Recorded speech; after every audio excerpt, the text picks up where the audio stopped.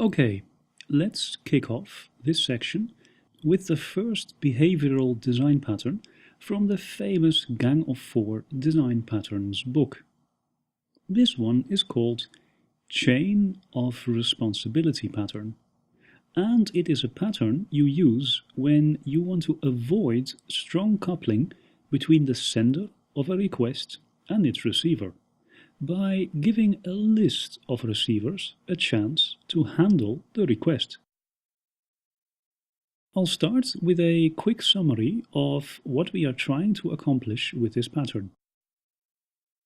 The chain of responsibility pattern is a good choice when you are trying to accomplish the following. You are unable to match the sender of a request to its receiver at compile time. You want to map requests to multiple receivers.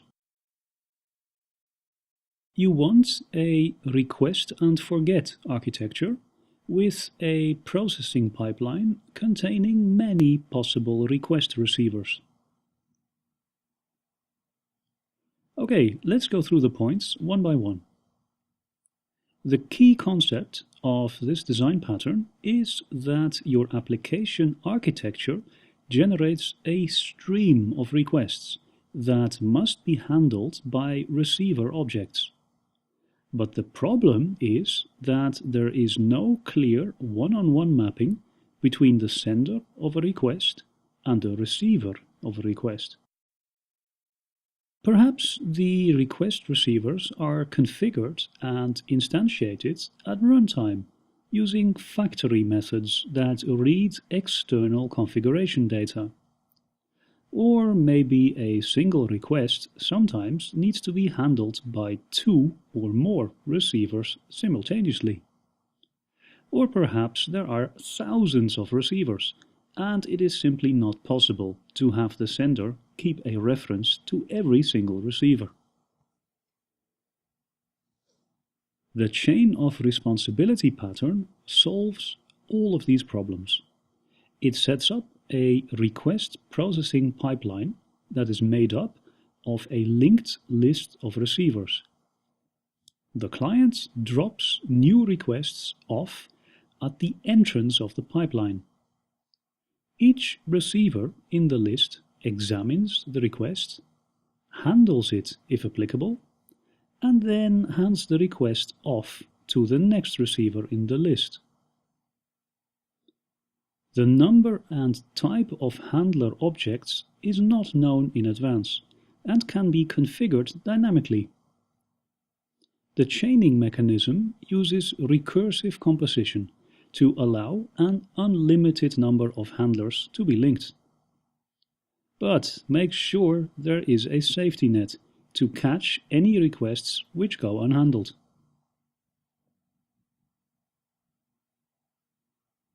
The chain of responsibility pattern offers a number of benefits.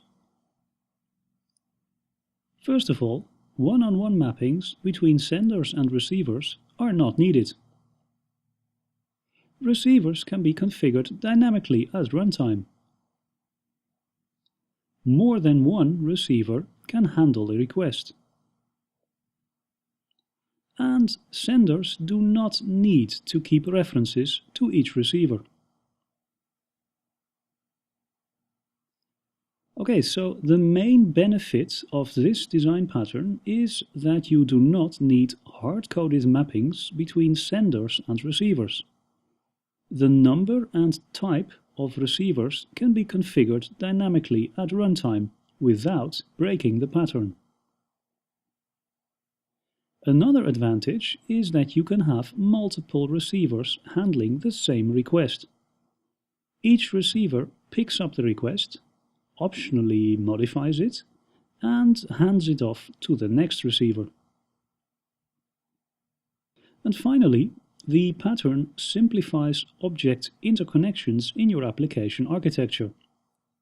Instead of senders having to maintain references to all candidate receivers, each sender now only needs to keep a single reference to the head of the pipeline. and each receiver only keeps a single reference to its immediate successor in the chain.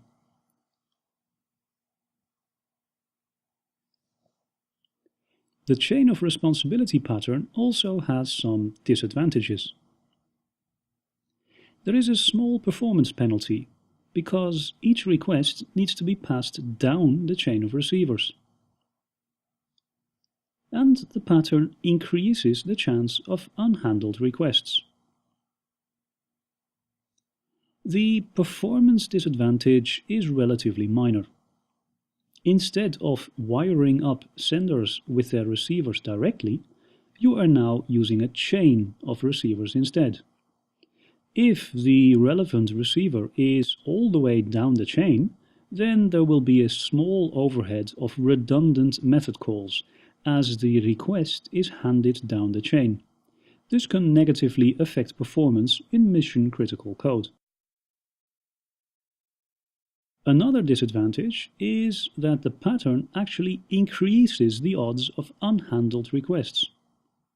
When you are manually wiring senders and receivers together, you can check at compile time that every request gets handled.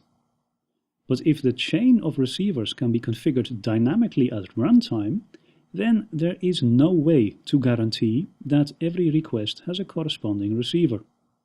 Incorrect configuration data can easily mess up the receiver pipeline. You need to be vigilant that every request always has at least one corresponding receiver in the pipeline.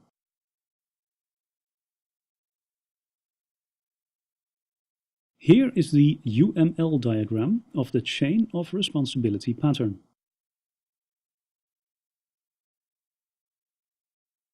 This is a fairly simple pattern with only 4 participating classes.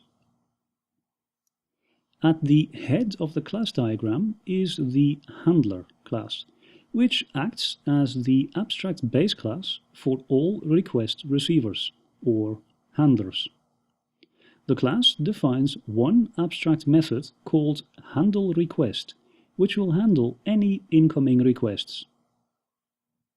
The class also contains a protected reference to the next handler, called successor. This reference connects the handler to the next handler in the chain. The reference will be null when we reach the final handler in the chain. There are 2 concrete implementations of the handler base class, called concrete handler 1 and concrete handler 2. Each concrete handler implements the handleRequest method. So here's how that works. A client calls the handleRequest method of the concrete handler at the head of the chain. The handler inspects the request to see if it applies to this specific handler. If not, the handler passes the request on to the next handler in the chain by using the successor field. If the handler is unable to process the request and the successor field turns out to be null, then the handler should escalate the situation. It can do this by calling a special escalation handler, throw an exception, or log a warning or error message. If the handler is able to process the request, then it performs whatever action is necessary to do so. Next, the handler inspects the request to see if it needs to be passed on. If so, it hands the request to the next handler in the chain. But if not, then it simply does nothing more, and the request stops propagating at this point.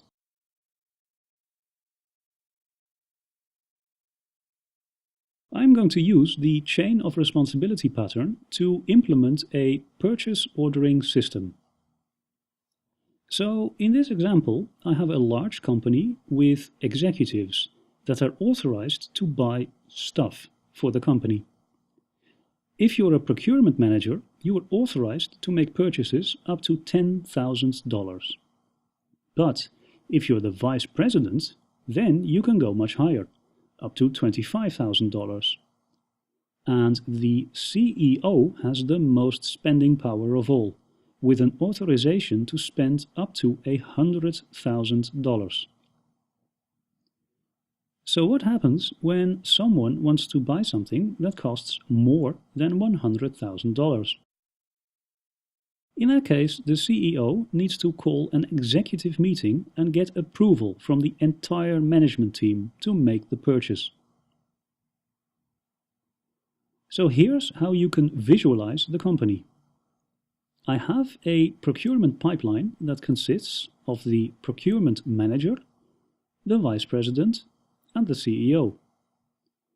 New purchase requests are dropped off at the head of the chain, with the manager. Anything the manager can't handle gets passed down the chain to the vice president, who then passes unhandled requests to the CEO. And anything the CEO can't handle is escalated by calling a meeting. I will implement the pattern with the following classes.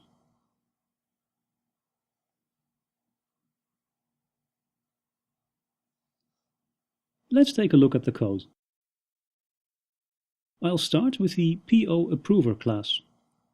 You can see here that it is a simple abstract base class with a protected reference to the next approver in the chain, called successor, just like the UML diagram.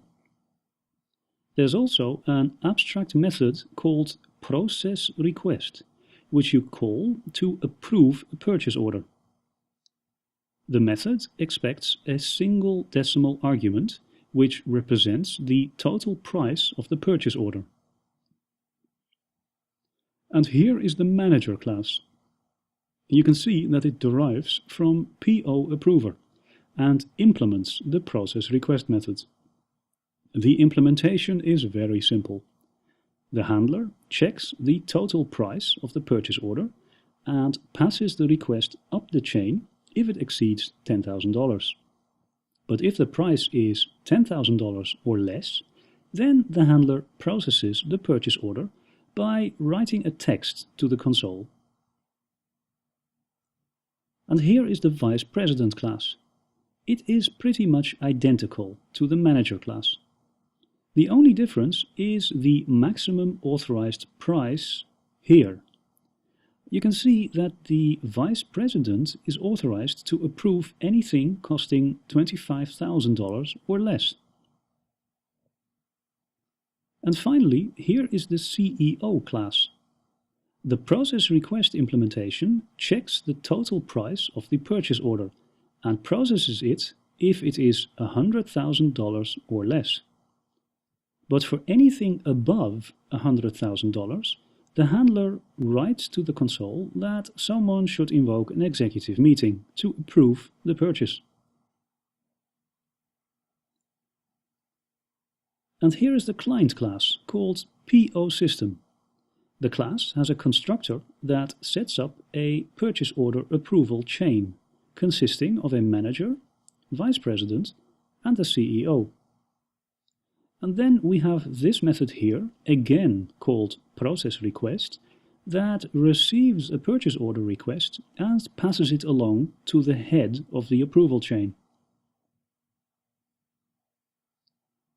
Let me conclude with the main program method here. All it does is set up a new PO system instance and then feed 3 purchase orders into it. The first order costs $1,000, the second $20,000, and the third $300,000. Okay, let me run the program to prove to you that everything is working. I am compiling the code now.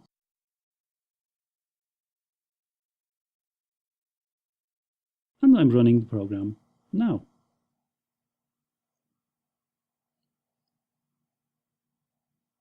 And there you go. The first order gets approved by the manager, and the second order by the vice president. But the third order exceeds even the authority of the CEO, who invokes an executive meeting to approve the purchase. Everything works.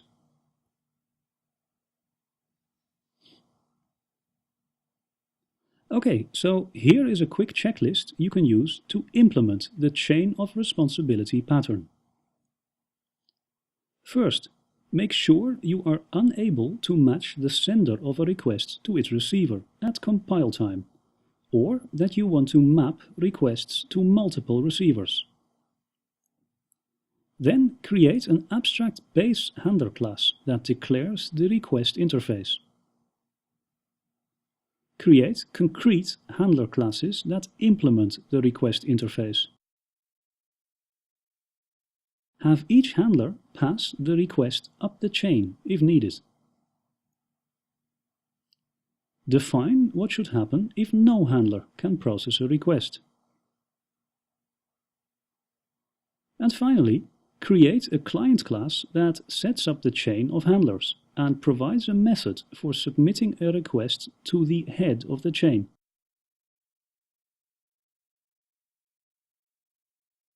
And here are some final comments. The chain of responsibility pattern can be combined with the composite pattern. In this scenario, the chain of handlers is made up by the list of ancestors of a given leaf. Requests are submitted at the leaf level and passed up to the component's parent until they reach the root component. The chain of responsibility pattern is part of a group of patterns that it shares with the command, mediator, and observer patterns. Each of these patterns allow you to decouple senders and receivers, but each pattern comes with different trade-offs.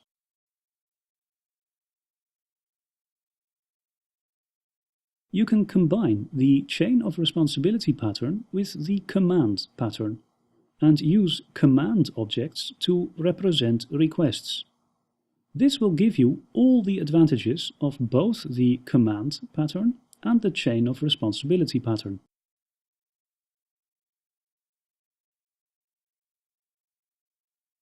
Okay, so here is a summary of what we have learned. The chain of responsibility pattern avoids strong coupling between the sender of a request and its receiver, by giving a list of receivers a chance to handle the request. The pattern allows receivers to be configured dynamically at runtime, and more than one receiver can handle a request. A disadvantage of the pattern is that it increases the chance of unhandled requests. The pattern is often combined with the composite and command patterns.